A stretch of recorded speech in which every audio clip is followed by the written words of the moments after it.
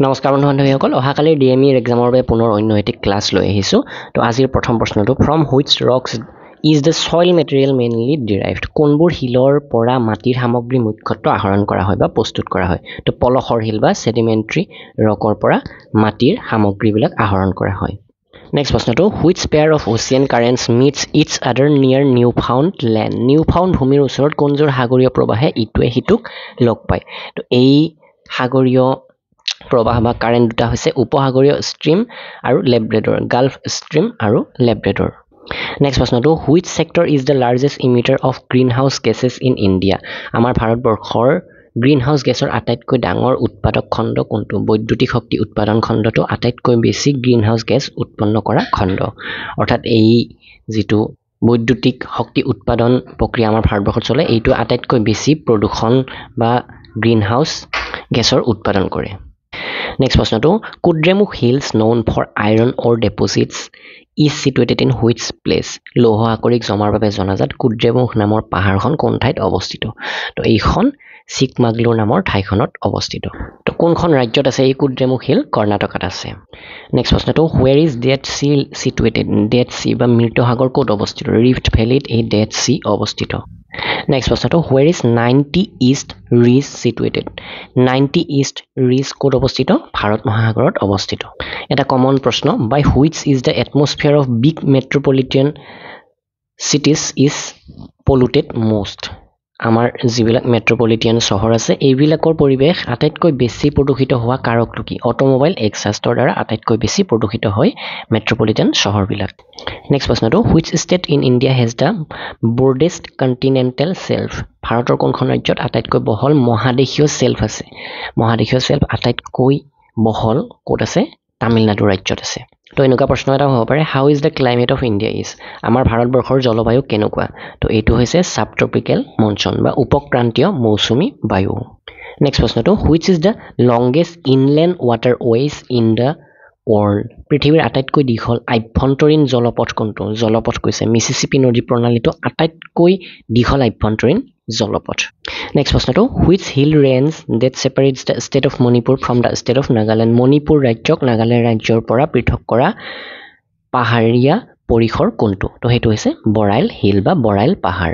next প্ৰশ্নটো what ছেপাৰেটছ Daman and ডিউ দমন আৰু Duke কিহে পৃথক কৰে কেন্দ্ৰীয় শাসিত অঞ্চল দমন আৰু ডিউক পৃথক কৰিছে খাম্বাত উপসাগৰ বা গল্ফ অফ খাম্বাত নেক্সট প্ৰশ্নটো বংগোপসাগৰত কোনটো নদীৰ গোট পৰে অৰ্থাৎ which group of rivers falls in the bay of Bengal Ganga Brahmaputra Hooghly এই তিনিওখন নদী বংগোপসাগৰত পৰেগৈ নেক্সট প্ৰশ্নটো Narmada river originates from Amarkantak in which state Narmada নদীখন অমৰকণ্টকৰ পৰা উৎপত্তি হৈছে বুলি আমি গম পাওঁ তো ই কোন ৰাজ্যৰ পৰা উৎপত্তি হৈছে এই অমৰকণ্টক যে আছে কোন ৰাজ্যত আছে মধ্যপ্ৰদেশত আছে নেক্সট প্ৰশ্নটো what are the tropical cyclones of the bay of Bengal usually called বংগোপসাগৰৰ ক্ৰান্তীয় ঘূৰ্ণী বতাহক সাধাৰণতে কি বুলি কোৱা হয় তো টাইফুন বুলি কোৱা হয় বংগোপসাগৰৰ এই ক্ৰান্তীয় ঘূৰ্ণী বতাহক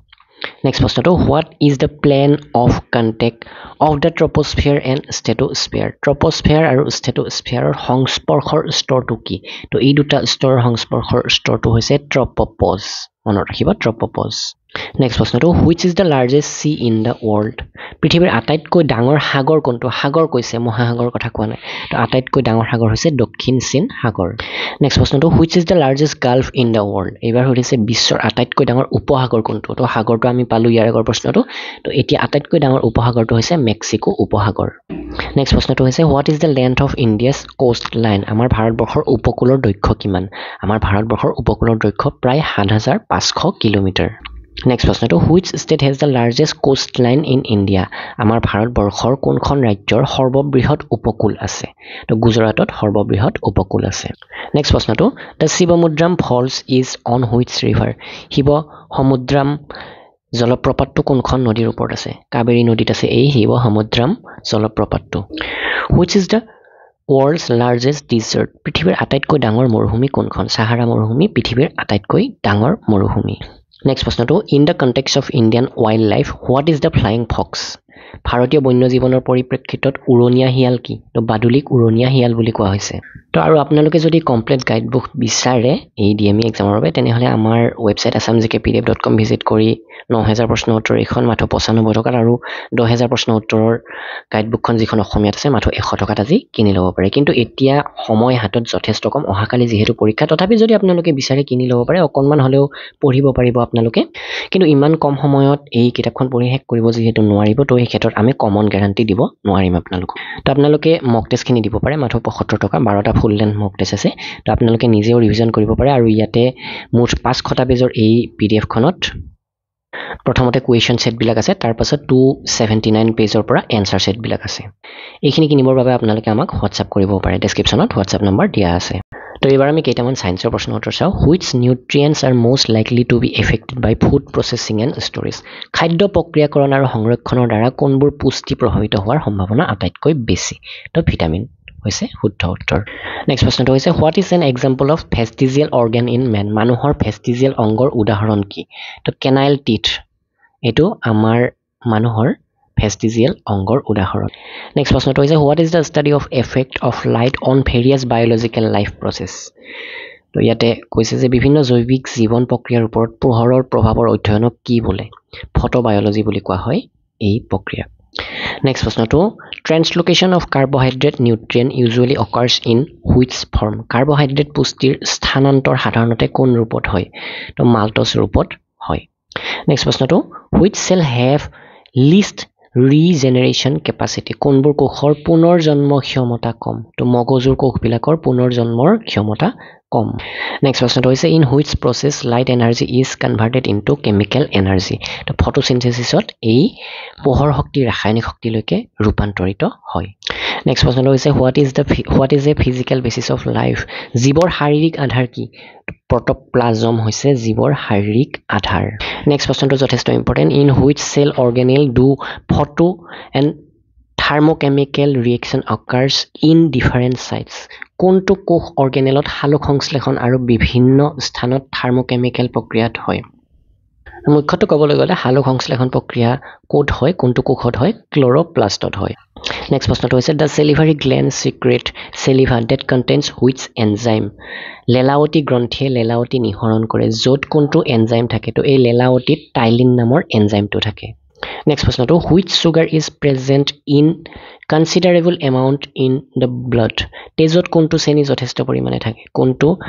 সুগাৰ আটাইতকৈ বেছি পৰিমাণে থাকে গ্লুকোজ আটাইতকৈ বেছি পৰিমাণে থাকে নেক্সট প্ৰশ্নটো হৈছে which harmful element tobacco exists